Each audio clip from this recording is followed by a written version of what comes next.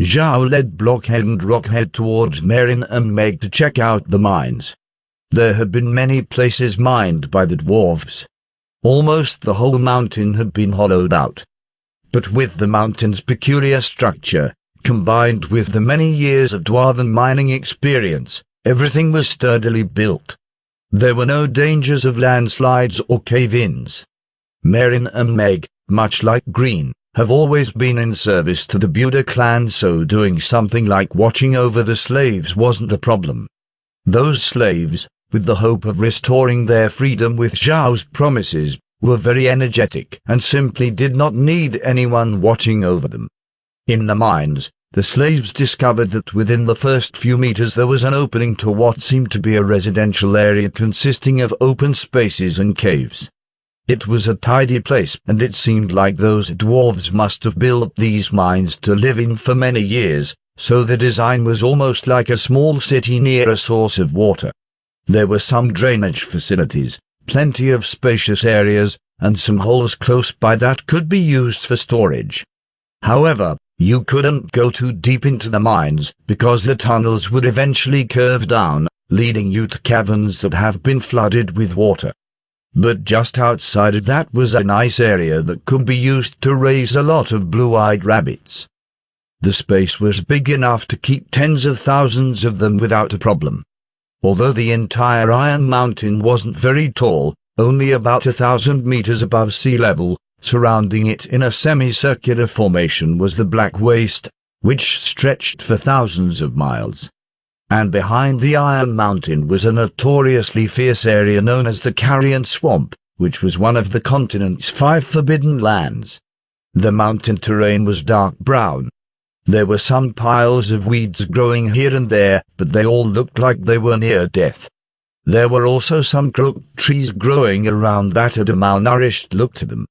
Seeing all of this, Zhao sighed, knowing why those nobles exiled them here. Even though those nobles didn't execute them with an immediate death, in a place like this death would have come sooner or later. The only thing Green could do before they were sent here was to clear away their entire family's wealth in exchange for some supplies and slaves, which those nobles allowed him to do because thinking that a few supplies could help restart the Buda clan was tantamount to nonsense. Zhao walked quickly and arrived at the mines, but since Merrin and Meg were busy watching and directing the slaves, they did not notice his arrival. Although these mines were built by dwarves, the openings were very large, a full 3 meters high and 5 meters wide. It was big enough for people to move around and live in without a problem. Zhao was in shock. He did not expect that the dwarves could create such an amazing underground city. Looking inside the mines lined with stone arches, Zhao nodded involuntarily. It was a very good place. As long as they made some modifications, it could be used to raise the blue-eyed rabbits or be turned into a secret base. But that would require time, so he noted it down for later. Just then, Merrin saw Zhao and quickly came over. "Master, why are you here? This place is very dirty. You should go back to the castle. I'm just here to check out the mines." "Grandma Merrin, how many caves in this mountain lead to the mines?" Merrin thought about it. Such a big mountain has only 2 main caves. One on the side facing the castle and the other is on the other side of the mountain. The rest are just a few dozen small tunnels. Zhao nodded. "Do these caves link up together? And how deep do the tunnels go? Do you think we could build a barricade so the blue-eyed rabbits we'd raise would have no place to run?" "Master worries too much. These caves were built by experienced dwarves to ensure the mountain would not collapse. They would not go around digging random tunnels. The only problem is that some of the tunnels lead to caves that are full of water. I don't know how deep the water is, so it's a dead end. But those caves won't be a problem. You can rest assured that this place has a lot of uses for Master." "That's good." Zhao smiled. "We do not need to worry about the cave on the other side of the mountain. We'll just focus on repairing this one. With the water, the blue-eyed rabbits won't be able to run that way, but we do need to do something to prevent them from drowning. Master shouldn't worry. I know what to do. This isn't a place for Master to be. You should still go back. I'm not worrying, Grandma Marin. But I still want to see one of the tunnels that lead to the water. Marin nodded. Fine, I can lead you there. After all, I am a water midge. The water is still very understanding. I believe I can help, Master. Zhao smiled. Well, then there is nothing to worry about, although Grandma Marin shouldn't work too hard. I'll walk with you. They moved around inside the mines. Blockhead and Rockhead followed behind Marin and Zhao, but Meg did not go with them. She was left behind to watch over the slaves. The four walked through the mine tunnels until it slightly skewed downwards. The sloped tunnels led them down a few hundred meters until they made it to the subterranean lake. In the darkness, they could not see it, but they could still hear the faint sound of waves. Suddenly a burst of light lit up around them. Zhao glanced sideways and saw that Marin was holding a ball of bright light in her hands. At first he thought it was a lamp, but he soon realized it was magic. From Adam's memories, he learned that this was a basic lighting technique. It had no attack, defensive, or healing properties. It only makes light.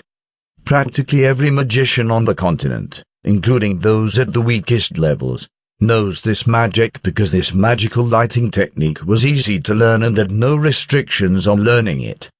Zhao looked around and saw the underground lake with the help of the magical light. With such a large body of water, it was not wrong to describe it as a lake. Looking closely, there were several small islands breaking the surface.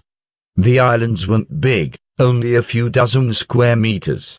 And attached to the islands, like they had taken root there, were pillars. Zhao was puzzled. Grandma Marin, what's with the pillars?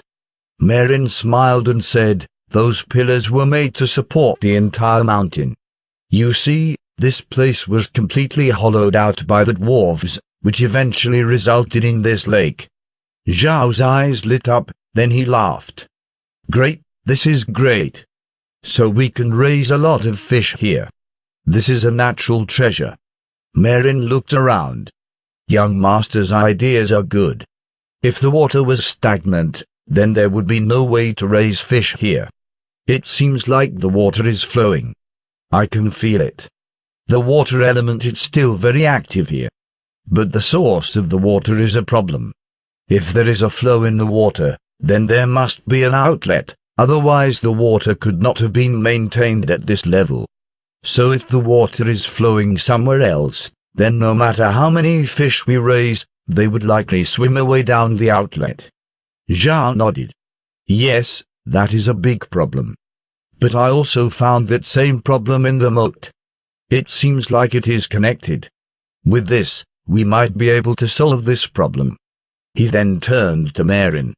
Grandma Marin, can you please gather some water? I want to use it for some research. Marin did not know what Zhao meant by research, but she did what he asked. With a few hand gestures, a large water bubble about 1 diameter in size rose from the lake and floated in front of Zhao. Zhao's heart sighed at how amazing magic was, but he didn't stay idle. With only a thought, the water bubble entered his barn space. After checking around, he made sure the water bubble could really be kept inside. Zhao couldn't help but be excited. The spatial barn was really amazing. Even a large bubble of water could be stored there.